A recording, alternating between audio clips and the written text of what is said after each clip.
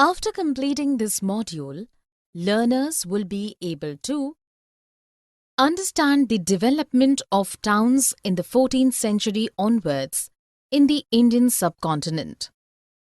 Describe and understand the role of traders and craftspersons in towns. Understand the role of European seafarers and what brought them to India. Describe how the European companies began trading with India but ultimately took control of it. Chola temple towns. Towns had their distinct features. They could be administrative centers, temple towns, hubs of commercial activities, or crafts production. Temple towns are milestones in the pattern of urbanization.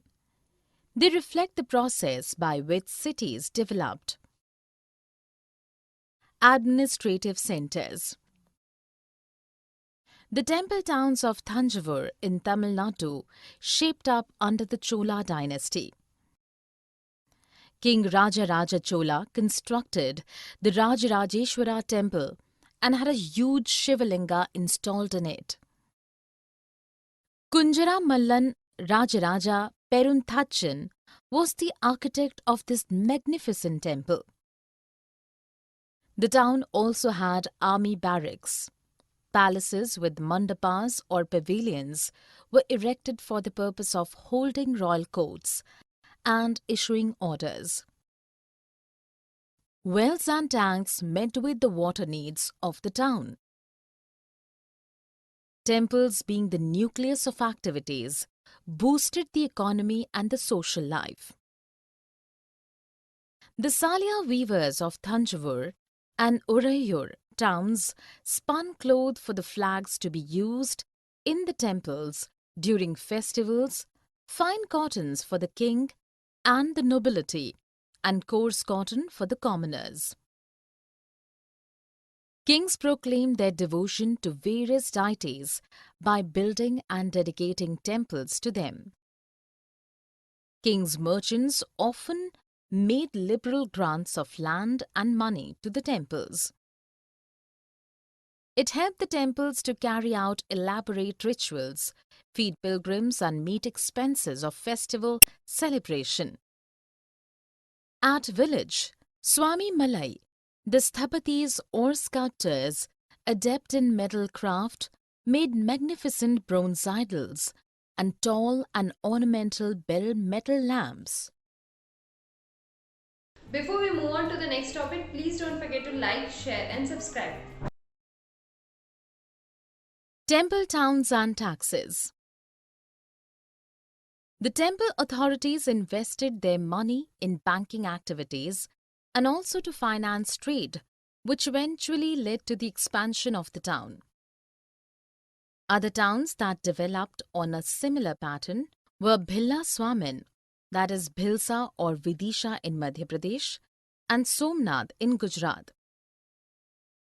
Kanchipuram and Madurai in Tamil Nadu and Tirupati in Andhra Pradesh were other such important temple towns. Vrindavan, Uttar Pradesh and Thiruvannamalai, Tamil Nadu also emerged as pilgrimage towns similarly. Ajmer, Rajasthan, the capital of the Chauhan kings in the 12th century, which later became the Mughals' Suba headquarters, is an admirable example of religious harmony. Khwaja Moinuddin Chishti, the celebrated Sufi saint, settled here in the 12th century. He is visited by devotees from all creeds. Pilgrims also flock to the Pushkar Lake, which is close to Ajmer.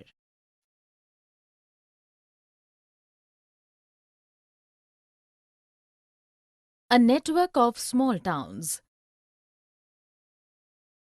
8th century onwards, many large villages had transformed into small towns. Towns had mandapika or mandi visited by the local villagers to sell their products. They also had market streets called hatta or hat lined with shop.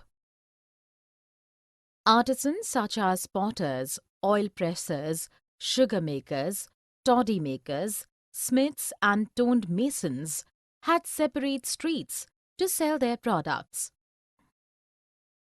Some traders resided in the same village, while others moved from town to town.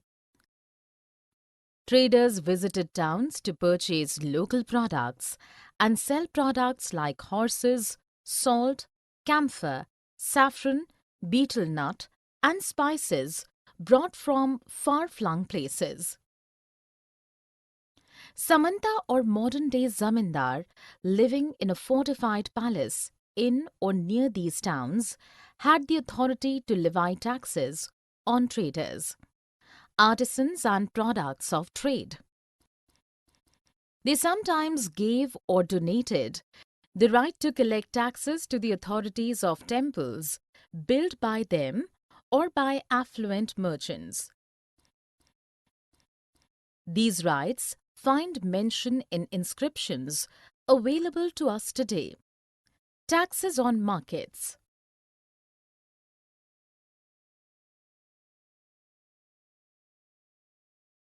Traders big and small.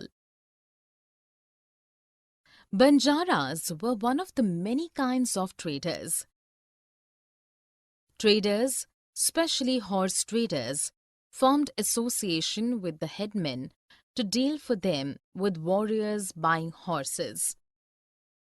For their safety while passing through dense forests and other kingdoms, the traders travelled in caravans and formed guilds to protect their interests. Of the many such guilds that came into existence 8th century onwards, Manigramam and Nanadesi were most famous. These guilds traded far within the peninsula with Southeast Asia and China. The Chettiars and the Marwari Oswals became the chief trading communities of the country. Hindu Banias and Muslim Bohras, Gujarati trading communities, had flourishing business with the ports of the Red Sea, Persian Gulf, East Africa, Southeast Asia and China. Textiles and spices were the chief merchandise of these traders. They bought gold and ivory from Africa, spices, tin, Chinese blue pottery, and silver from Southeast Asia and China. The Italian traders used to buy Indian merchandise from the Red Sea ports and sell them in the European markets at very high prices. Spices grown in tropical climates, cinnamon, pepper, nutmeg, dried ginger, etc., became an essential part of European cooking. Apart from spices, the European traders were majorly drawn to India for cotton cloth.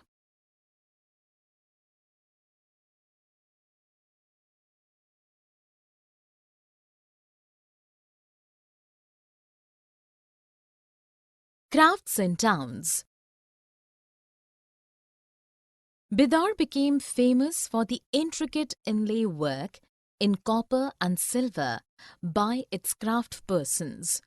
The art came to be known Bidri after the town's name. The Panchalas or Vishwakarma community was essential for temple building. It comprised of goldsmiths, bronzesmiths, blacksmiths, masons and carpenters. They were crucial to the construction of huge buildings, palaces, tanks and reservoirs. Salyars or kaikukkalars of the weaver community prospered so much that they even made donations to temples. Some functions of cloth making like cotton cleaning, spinning and dyeing became specialized and independent crafts. While Ahmedabad, Gujarat and some other towns emerged as major commercial cities, Tanjavur diminished in size and did not remain as important over the centuries. Murshidabad, West Bengal, on the banks of Bhagirathi, a prominent centre for silks, became the capital of Bengal in 1704. It declined over a period of time as the weavers lost to the competition from the cheap mill-made cloth from England.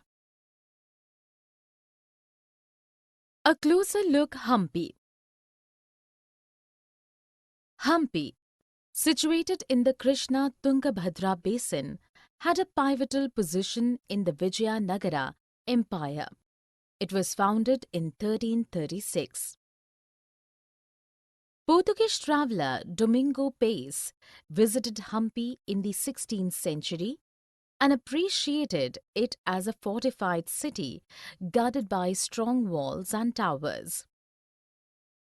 Wedge-shaped stone slabs were interlocked to create walls. It was a strong masonry technique which did not use any mortar or cementing agent. Hampi had a distinctive architecture. The royal complex had buildings with magnificent arches, domes and pillared halls with slots to hold sculptures. Its well-laid orchards and pleasure gardens were full of sculptural motifs like lotus and corbels. Hampi was a hub of commercial and cultural activities in the 15th and 16th centuries. The markets of Hampi were flocked by Muslim merchants, chettis and agents of European traders such as the Portuguese. Hampi temples were also the seats of cultural activities. Devdasis or temple dancers used to perform in the Virupaksha, a form of Shiva temple. The Mahanavami festival or Navaratri was celebrated with a lot of fanfare at Hampi. The king entertained guests and was offered gifts by subordinate chiefs at the Mahanavami platform. He also viewed dance and musical performances and wrestling from the platform.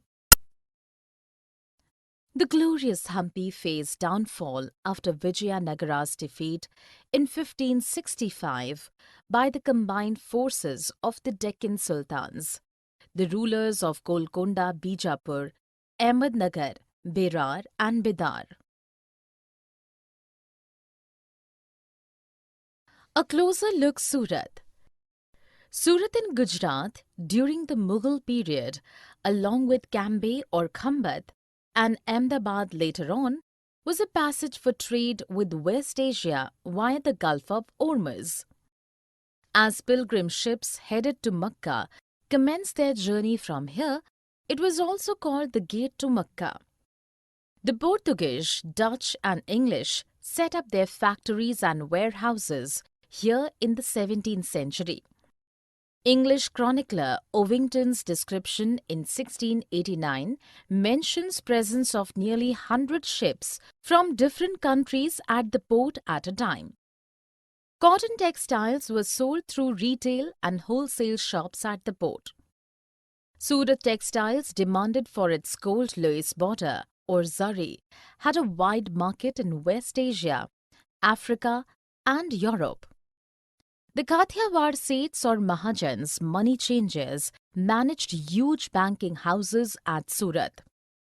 Markets in distant cities like Cairo in Egypt, Basra in Iraq, Antwerp in Belgium honored the Surat Hundis. Surat faced decline towards the end of the 17th century because 1. The Mughal Empire was waning. 2.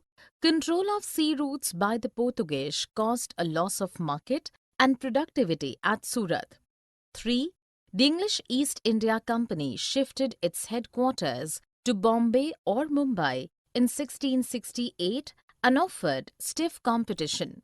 Today, Surat is a busy commercial centre.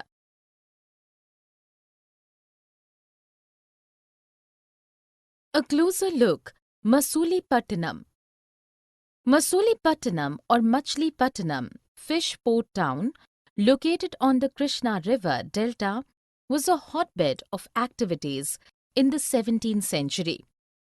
The Dutch and the English East India Companies competed to control Masulipatanam when it became the most important port on the Andhra coast. The Dutch built the fort at Masulipatanam. To prevent the various East India Companies from dominating the trade, the Qutub Shahi rulers of Golconda imposed royal monopolies on the sale of textiles, spices, and other items. Various trading groups, the Golconda nobles, Persian merchants, Telugu Komati Chettis, and European traders competed with each other for trade, making the cities populous as well as prosperous.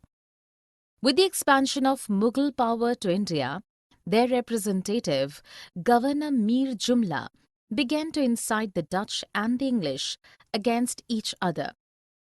After Mughal Emperor Aurangzeb annexed Golconda in 1686 to 1687, the European companies had to look for other places.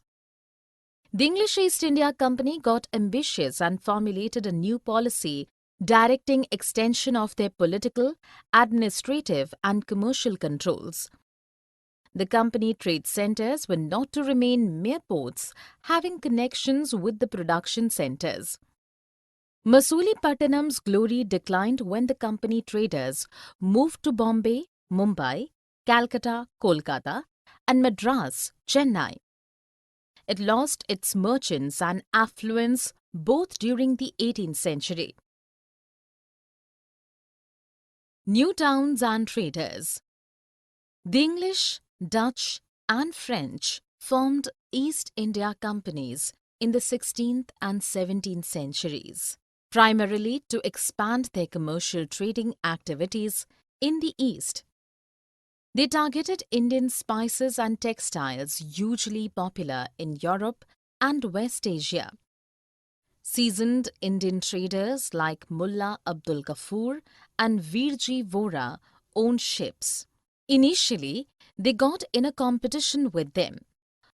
Unable to withstand the naval might of the European companies, Indian traders were forced to work as the European company's agent. Eventually, the English emerged triumphant. They successfully established control over commerce and politics in the subcontinent. Increased demand for Indian textiles encouraged more and more people to join associated activities like spinning, weaving, bleaching, dyeing, etc. The finesse of Indian textiles designs improved consistently. During this period, the craftspersons lost independence to sell their own cloth or weave their own pattern. They had to weave cloth as promised to the European agents in lieu of a paltry advance amount. They merely replicated the designs supplied to them by the company agents. Bombay, Calcutta and Madras, the nodal cities today, were emerging as important commercial centres in the 18th century. Crafts and commerce experienced major changes. The merchants and artisans like weavers were shifted to the black towns created by the European companies within these new cities for the blacks or the natives. The white rulers stationed themselves in superior residence of Fort St. George, Madras, or Fort William, Calcutta.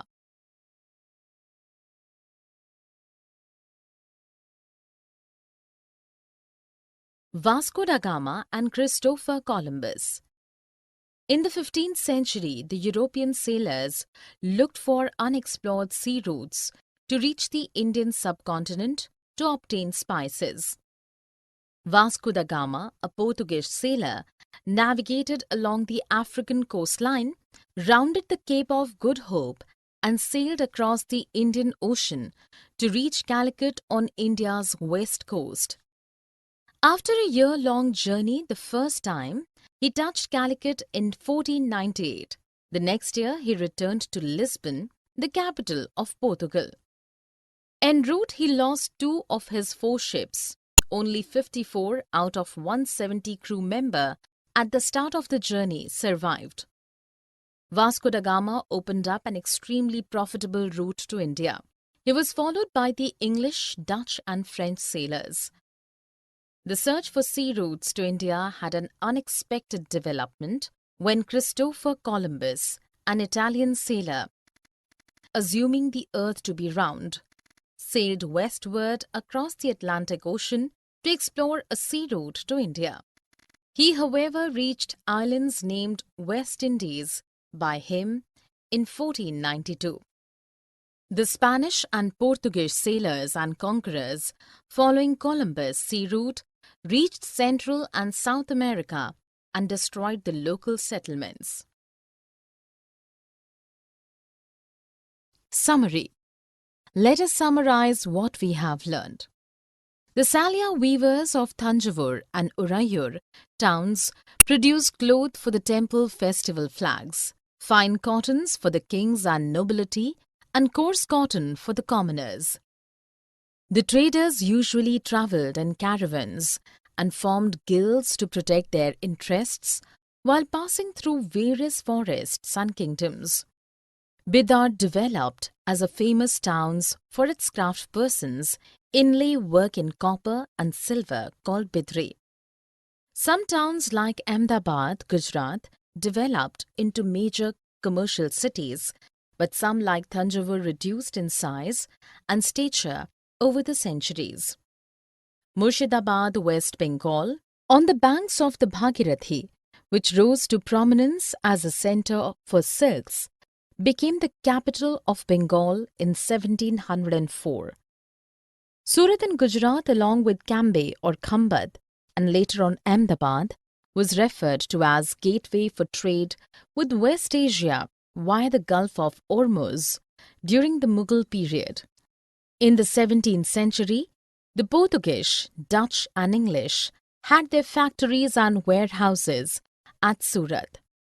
Hampi, located in the Krishna-Tungabhadra basin, the focal point of the Vijayanagara Empire, was founded in 1336. Masulipattanam or Machilipattanam, fishport town, lying on the Krishna River Delta, was a hotbed of intense activities in the 17th century. With Mughal Emperor Aurangzeb's annexure of Golconda in 1686 to 1687, the European companies had to look for alternatives. In the 16th and 17th centuries, the English, Dutch, and French formed East India companies to expand their commercial trading activities in the East.